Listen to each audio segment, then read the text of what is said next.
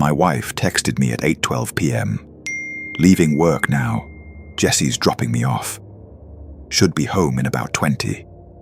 I remember the time because I checked it twice. Once when the message came in, and again after I locked my phone and set it face down on the counter. The way you do when you don't want to keep checking it. The house was doing that thing it does at night, settling into itself. Not silence exactly. More like the absence of other people's noise. No distant traffic. No porch light bleeding in from next door. We lived far enough out that when the wind stopped, the world felt paused. The last stretch of road to our place narrowed and dipped between trees that leaned in too close. You could drive it 100 times and still slow down at the same turns, the ones where your headlights didn't quite reach the edges. That's why Jesse offering to drive Olivia was something I genuinely appreciated. It wasn't a casual favor. Not on a road like that. I rinsed my mug and left it in the sink. Upstairs, the lights were on again. Bedroom and hallway, glowing down the stairwell. We'd started leaving them like that without talking about it. Like it was easier to keep a little warmth in the house than admit we didn't like the dark. I turned back to the sink and ran the water once more, just to wash my hands. When I shut the tap off, the quiet rushed back in. I looked up. There was a woman standing outside the kitchen window. For a split second, my brain refused to assemble what my eyes were giving it. The glass reflected the kitchen lights back at me, cabinets, counters, my own outline, layered over the darkness outside. Her face hovered in that overlap, half lit. She was standing right there, close enough that I could see the shape of her mouth, the dark of her eyes. It was Olivia. My heart gave a single, hard thump. Not fear yet, just the jolt of being seen when you weren't expecting anyone to be there. She hadn't come up the driveway where I could hear gravel. She hadn't knocked. She hadn't called out. She just stood there, staring in at me. Then she lifted her hand and tapped lightly on the glass. "Let me in," she said.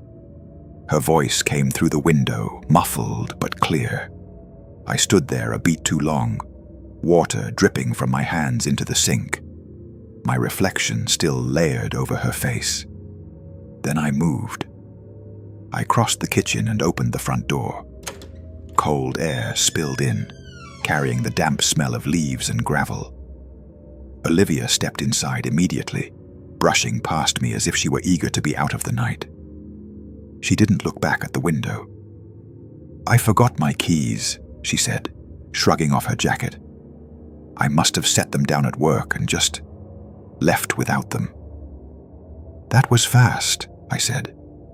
"I thought you were still 20 minutes out." She paused briefly, then lifted her phone. "No coverage out there," she said. "Maybe the text didn't send until my phone hit the Wi-Fi." She said it easily, like she'd already walked herself through the explanation. I closed the door. The latch clicked, loud in the quiet. "Long day," Olivia added, rubbing at her face. It all sounded reasonable, normal, and yet, as I followed her inside, I glanced once more at the dark kitchen window, half expecting to see someone still standing there. She dropped her bag on the chair by the door and kicked off her shoes. One of them hit the wall with a dull knock. "So how's Jesse?" I asked. She rubbed at her eyes, slow and distracted. "He complained about traffic the whole way," she said. I paused. Not enough to comment. Just enough for the word "he" to echo once in my head. Jessie was a woman. Short, dark hair. I'd met her twice. Once at a work thing where she'd made a joke about my terrible handshake, and once when Olivia brought her by to grab a charger she'd left behind. But people misspeak, especially when they're tired. "I'm exhausted," Olivia said. "I'm going upstairs for a bit." She slowed at the bottom step. I might put the wedding tape on, she said. That made sense. When she was exhausted, she always reached for the same handful of comforts.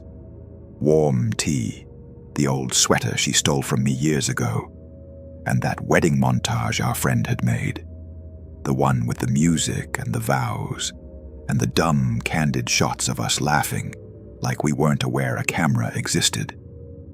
She headed upstairs. Her footsteps were light, measured. The hallway light brightened as she passed through it, shadows shifting briefly along the wall before settling again.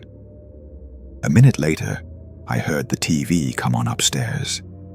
Soft music drifted down, the opening notes of the wedding video. I moved into the living room and lowered myself onto the couch, adjusting until the cushions settled beneath me. I didn't turn the TV back up. I let it murmur quietly, just enough sound to make the downstairs feel occupied. Upstairs, the montage played on.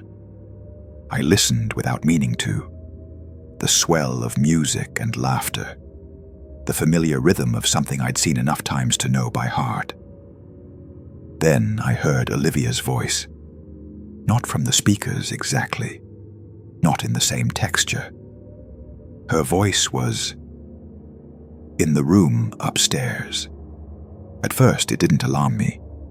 Olivia sometimes talked back at the video, quoted the best man's speech in a mock-serious voice, teased herself when she saw her own nervous fidgeting. But after a few seconds, something felt off. Not a big thing, a timing thing. A line would play, someone in the video saying a sentence, and then Olivia's voice would repeat it. I sat forward. The hair on my arms lifted, but I couldn't have told you why in a clean sentence. It wasn't like she was reliving it, the way people do when they watch something sentimental and sink into the memory. It sounded like studying. The video shifted to the ceremony, the quiet part. My mother appeared in the front row, hands folded in her lap, eyes wet. She had cried that day. Everyone remembered that. But they'd been good tears, joyful ones. The kind that come when something finally goes right and your body doesn't know where to put the feeling. Upstairs, Olivia's voice drifted down. It breaks my heart seeing your mom so sad like that, she said softly. I froze. The way the voice upstairs framed it wasn't just incorrect. It was empty, like it had noticed tears and assigned them a meaning without understanding why they existed at all. My mother hadn't been sad. She'd been glowing. Overwhelmed, yes, but happy. And Olivia knew that. My phone vibrated in my hand. I didn't remember picking it up. Olivia's name was on the screen. There's been a bad accident on the highway. Still stuck. At least another 15 minutes. My breath went shallow. Whatever was upstairs was not my wife. The upstairs TV went silent, and the sudden absence of music made the house feel too wide. Footsteps shifted above me. Then Olivia's voice called down. "Hey," she said, "can you come up here?" It wasn't shouted. It was casual, like she was calling me from the bathroom because she couldn't find a towel. I didn't answer. "I think something's wrong with the TV," she said. "The sound keeps cutting out." The lie was almost funny, because the sound hadn't cut out. The sound had stopped because she stopped it. "I can't find the remote," she added, softer. "Can you help me?" I stepped backward until the couch pressed against my legs. My hand found the back of it, fingers curling into the fabric. Upstairs, the hallway light flicked. Once. Off. Then on again. Like someone was testing a switch. "Come up," Olivia said again. Not louder, just firmer. like it was a normal request and my silence was the strange thing. I pressed my phone to my palm. The glass felt cold. I thought about going outside and driving away, leaving whoever or whatever was upstairs in my house. But the real Olivia was still on her way. And if this thing was upstairs, in the house, and Olivia came home and walked in like normal, my throat tightened. The idea of her stepping into that hallway without knowing made my skin crawl. Upstairs, a floorboard creaked. The creak of someone taking a step. Then another. The footsteps moved, slow, toward the top of the stairs. I held my breath. Olivia's voice drifted down, closer now, as if she were standing just beyond the railing. "Are you downstairs?" she asked. The softness in her voice didn't sound natural anymore. It sounded practiced, like she was choosing it carefully. I stayed where I was. I didn't shift my weight or adjust my footing. I didn't even let the couch make a sound. The light spilling down the stairwell wavered, shadows sliding briefly along the wall before settling again, as if someone had moved near the top of the stairs. I swallowed, my throat suddenly dry. When she spoke again, her tone had changed. "You know," she said lightly, almost teasing, "you always do this. You always pretend you can't hear me." There was a pause. Not an awkward one, an intentional one. Then her voice dropped, the softness draining out of it. "Come up here." My heart punched against my ribs. I was on the verge of doing something stupid, of shouting, of running, of making noise just to break the tension, when headlights swept across the living room wall. Bright, sudden. Gravel crunched in the driveway. A car door shut. I slipped to the front door and eased it open like it might squeal and betray me. Cold air hit my face. The woods outside were black, the driveway a pale strip of gravel stretching to the road. Olivia stood a few steps onto the driveway, phone still in her hand, her expression caught between confusion and concern. I stepped off the porch and walked to her quickly, keeping my voice low. "Don't go inside," I said. She blinked at me. "What?" "I mean it," I said. "Just stay here." Her eyes flicked past me to the house, as if she expected to see something on fire. "I've been texting you," she said. "You didn't answer. And then you started texting me." She held up her phone. Her thumb trembled slightly as she scrolled. "You said you fell," she said, "changing a light bulb. You said you hit your head. You told me to come upstairs right away." My mouth went dry. Upstairs, the bedroom light was still on, burning steadily behind the curtains. Then something moved in front of it. A shape filled the window and stopped. It stood perfectly centered, just behind the glass, outlined by the light, like it had positioned itself there on purpose. The silhouette didn't wave, didn't tilt its head, didn't do anything that would make it feel human. It just watched. Olivia's fingers closed around my wrist hard enough to hurt. "What is that?" she whispered. "I don't know," I said, and that was the truth in its rawest form. Olivia's grip tightened again. "We need to go," she said, voice thin. "I know," I said. "Get in the car. Lock it." She didn't argue. She turned immediately and headed toward the passenger side, moving fast, one hand already reaching for the door. I patted my pockets. Empty. No keys. Of course. I glanced back at the silhouette. Still there. "I have to get the keys," I said. Olivia shook her head immediately. "I can't drive without them," I said, forcing calm into my voice. "Stay here. If I'm not back in—" I stopped myself from finishing that sentence. I didn't want to put a number on it. Numbers made things real. The house loomed behind me as I walked back up the steps. The silhouette remained in the window, watching. I stepped inside. The air felt different immediately, like the house had been holding its breath. Upstairs, the hallway light snapped off. Just like that, darkness swallowing the top of the stairs. Only the bedroom light remained, leaking under the door like a quiet warning. From upstairs, Olivia's voice said, flat, certain, "You forgot something." Not a question, a statement, like it was describing the weather.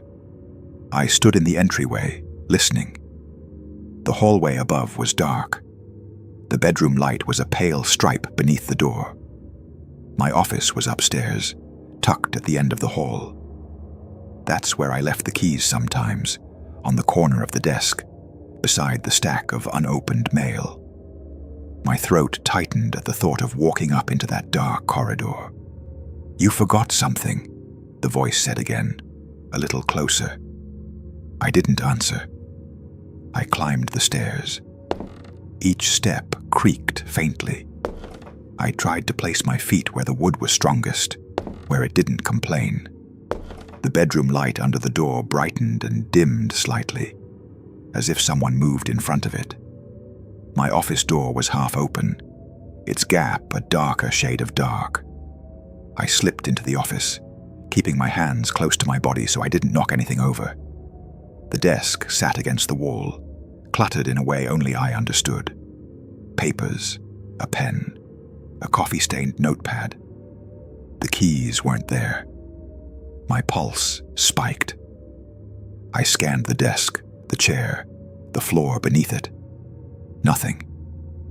Then I saw them, farther back, near the monitor. Almost as if they'd been placed there deliberately, just out of reach at first glance. I stepped forward. Behind me, from the bedroom, Olivia's voice spoke again, soft, coaxing. "I can hear you." I froze. The voice continued, slow, careful, like it was choosing each word to fit me. "It's okay," the voice said. "Come in." The way it said, "Come in," made my skin crawl. Not because it was angry yet, because it was patient, as if it didn't doubt for a second that I'd comply eventually. I grabbed the keys and backed out of the office. The hallway was a tunnel of darkness. Only that bedroom light under the door gave me any reference point. I lifted the key fob and pressed the unlock button. Outside, through the upstairs window at the end of the hall, I saw the car lights flash once. A small, reassuring blink. Then, through the glass, I saw Olivia, my Olivia, open the passenger door and climb in. Her movement was quick, tense. She yanked the door shut and looked around like she expected hands to reach through the windows. Relief tried to rise in my chest.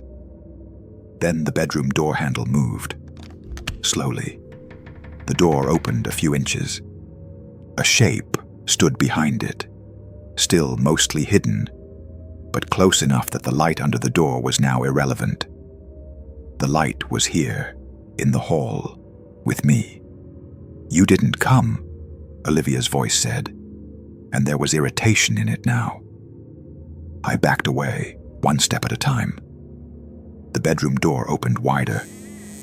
"I said," the voice continued, still calm, "you forgot something." A pause, long enough for my heartbeat to fill it. Then, softer, almost amused, "You forgot me." Cold shot down my spine. I turned and started down the stairs. Not running yet. Moving as quietly as I could, because the house was old, and the stairs complained when you rushed them. Behind me, a footstep.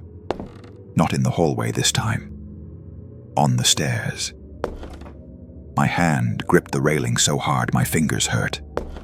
I kept going, faster now. A controlled rush.